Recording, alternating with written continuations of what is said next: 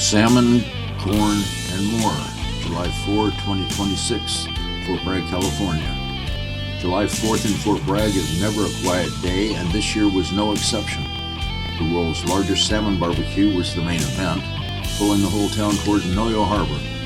I started the morning just cruising the neighborhood, easing into the day with a drive down to the south side of the harbor where everything was being set up.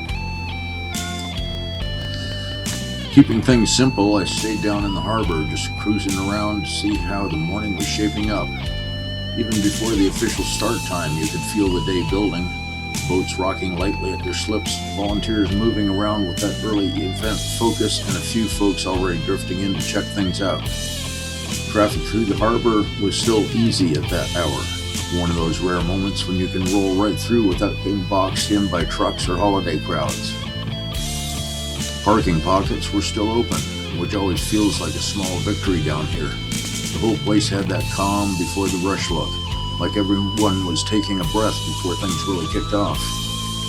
The weather helped set the tone. A soft haze hung over the water, keeping the temperature comfortable. Pure t-shirt weather, but with that coastal instinct to keep a layer close by in case the fog decided to slide in.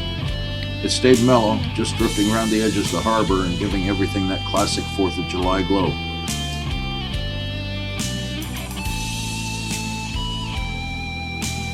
It was about half an hour before things officially kicked off, but the place was already buzzing. Volunteers were firing up the barbecue pits, stacking tables, setting up booths, and getting ready for the rush. At that hour, the traffic was still light and parking was surprisingly available. A little misleading calm before the holiday storm.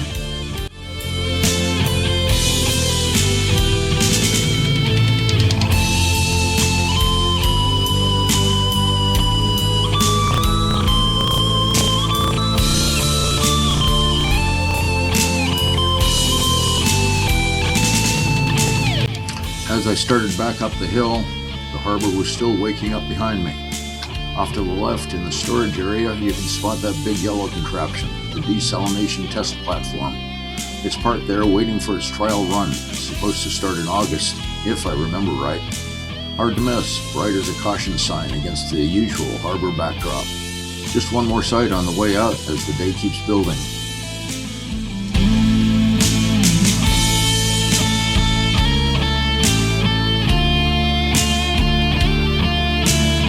Later on, around 1 o'clock, I headed back down on foot.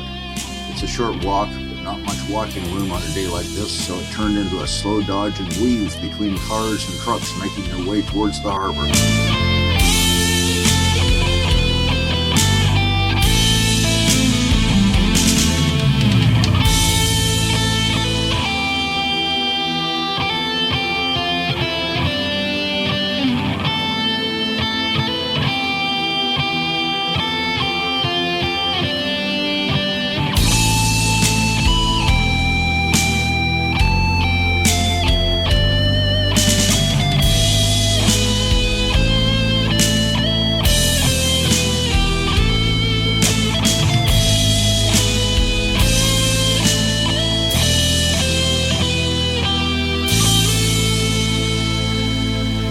By then the crowd had settled in.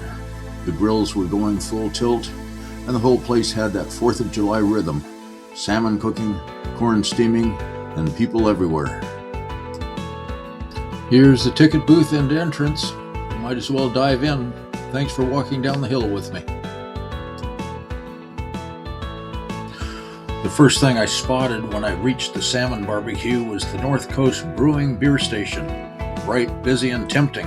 Handy, sure, but before I could even think about grabbing a cold one, I had to track down the ticket booth. And before that, I had to show my ID and get wristbanded like I was entering a music festival.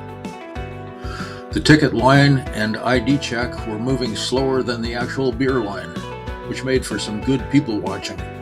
A few folks new to the event walked right up to the beer counter, only to be turned around and sent back to the end of the ticket line.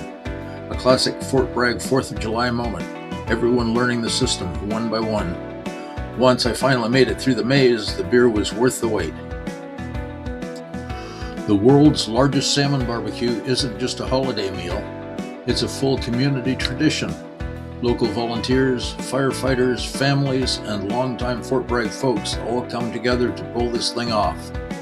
The event raises money for the Salmon Restoration Association, helping keep our local rivers and fisheries healthy. So every plate of salmon you see is doing double duty, feeding the crowd and supporting the coast. As for the cooking, it's a whole operation. They use a lineup of barbecue pits. Volunteers brush the salmon fillets with simple marinade, set them on a big metal grill, and swing the grills over the fire. The smoke does the heavy lifting, giving the salmon that classic Fort Bragg flavor you can smell from halfway up the hill.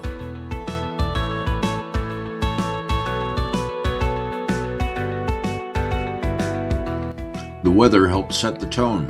A soft haze hung over the water, keeping the temperature comfortable. Pure t-shirt weather, but with that coastal instinct to keep a layer close by in case the fog decided to slide in. It stayed mellow, just drifting around the edges of the harbor and giving everything that classic 4th of July glow.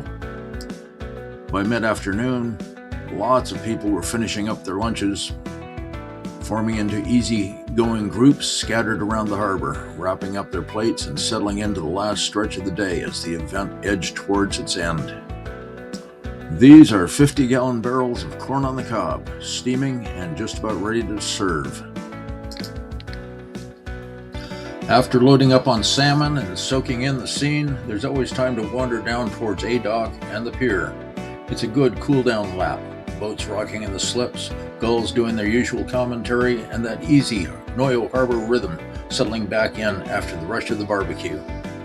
A short walk along the pier gives you a breather before heading home to rest up for fireworks tonight. Fort Bragg knows how to stretch a holiday. Salmon in the afternoon, fireworks after dark, and a whole coastline showing off in between.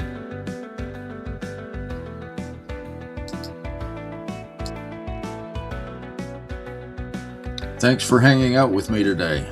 Big appreciation to all my subscribers.